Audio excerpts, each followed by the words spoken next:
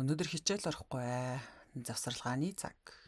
За хэдүүлээ гайлэг хөг ханз гэж яг юу вэ гэдэг талаар багштай тайлбарлая л да. За ханз гэдгийг бол хэдүүлээ нэг юм дүрс үсэг гэдгийг бол мэдээд байгаа тий.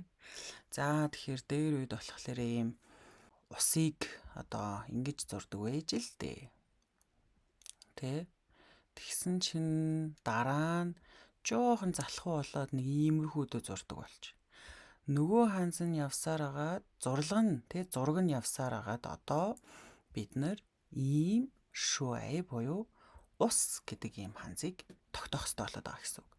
Тэгэхээр дээр үедээ нөгөө нөхдүүд маань янз бүрийн дүрс үсэг гинэ одоо байгаль уул ус хүн морь малтай янз бүрийн харж агаад ингээд дүрслээд нөгөө хадны сүг зураг гэдэг те. Тэгэхээр тийм зураг зурж агаад их л гоё зурдаг байж л дээ. Тэгээ сүүлдээ явандаа жоохон залхуу болоод нэг иймэрхүүдөө болоод нөгөөх нь ингэж зурсаар байгаа энэ ч ус штэ гэд тухайн үеийн хүмүүс нь те энийг ус гэ мэддэг. Нөгөөх нь явсаар агаад одоо бидний мэдээд байгаа үзээд байгаа энэ ус гэж ийм ханз бүрлдсэн байна. Тэгэхээр энийг шуай гэж дууддаг ус гэсэн үг байна. Тэгэхээр ханзны үүсэл нь болохоор хадны сүг зураг те дээр үеийн хүмүүсийн чулуун дээр хадан дээр сийлдэг байсан тэр дүрсэлсэн тэр зургуудаас үссэн дангаараа ганцаараа утга агуулдаг зүйлийг ханз гэж хэлээд байгаа юм. Тэрийг дууддгийг нь болохоор галиг гээд энэ дээдлэлт нь байгаа энийг жижигхэн хэсэг байгаа даа да. Тэ энийг янз янзын дэшээ доош олцсон. Энийг болохоор хөг гэж хэлээд байгаа. Тэгээд галиг гэж нэрлэдэг байгаа. Яаж уушхыг болохоор. Окей. За тэгвэл газар тариалан гэдэг зүйлээ тийм ээ. За газар тариалан болохоор за нэг иймэрхүү харагдан тийм ээ. Тэгэнгүүт энийг манай нөхдүүд болохоор яг тэгшгэн хуваагаад байдаг учраас иймэрхүүдөө зурж агаад одоо бидний үздэг ийм ханз болж байгаа гэсэн үг. Тариан талбай гэсэн үг хана шүү энэ. Тиен гэж уншдаг. Тиен архан багс тийм. Тиен. За тэгвэл энэ ялгаагүй яг тэр дээдлэлт нь байгаа энийг дээшээ болсон энэ хэсгийг нь хоолой нь хаашаа болж унших вэ гэдгийг энэ үгээр нь бид нар ялгадаг байна. Тэгэхээр тиен дээдлийнх нь энэ хэсэг нь хөг нь яаж унших вэ гэж латинаар бичсэнийг нь галиг гэж нэрлэдэг байна. За тэнгуү дээр үедээ тариан талбай дээр зөвхөн хүчтэй хүмүүс ажилладаг байсан. Тэ ер нь бол айгаа биеийн хүчний ажил хэрэгтэй шүү дээ. Тэгэхээр ихэвчлэн эрэгтэй хүмүүс ажилладаг байсан учраас тариан талбай дээр хүчтэй хүмүүс ажиллана буюу эрэгтэй хүн гэсэн үг болоод байгаа. Окей, эрэгтэй хүн.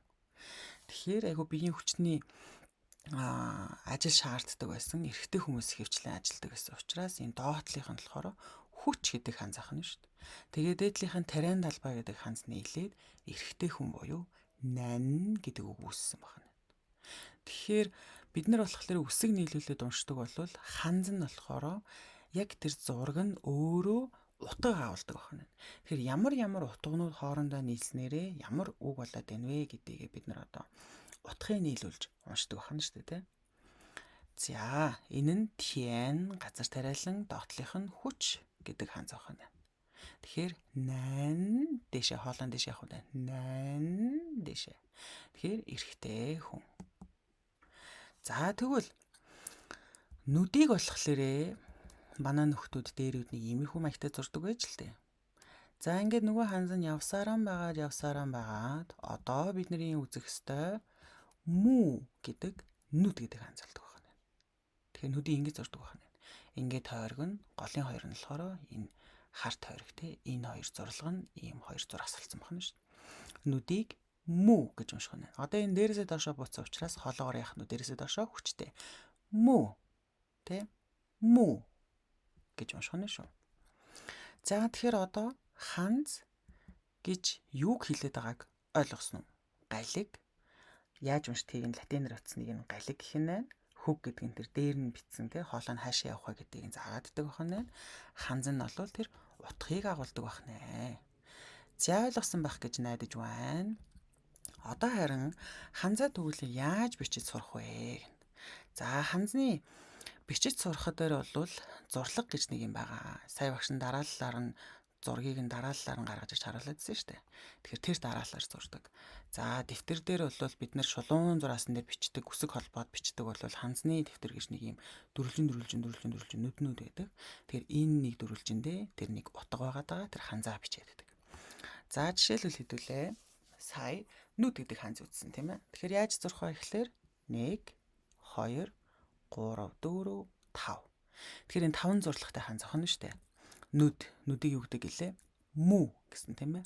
Мү дээрээс доошо. Мү. Шулуун 2 3 4 5 зурлагтай. За тэгвэл нар гэдэг ханзыг харъя л да хэдүүлээ. Нар нь болохоор 1 2 3 4 дөрвөн зурлагтай ах нь. За нарыг болохоор Р гэж хэлнэ. Р. Бас хөг нь дээрээсээ доошоо бож ин тэ. Р. За нарыг болохоор нөхдүүд нэг юм бөөрийнхээ юм дотор цэг зураад нарыг бол тэг зурдаг байсан байна. Нөгөө цэг нь бөөрийнхээ явсаар байгаа сүултээ юм дөрвөлжин болоод одоо бидний үзэх ёстой нар гэдэг ийм ханз үүссэн байна. За ойлгосон байх гэж найдаж байна. Завсарлагын цаг галиг хөг ханз утгын тайлбарлалаа.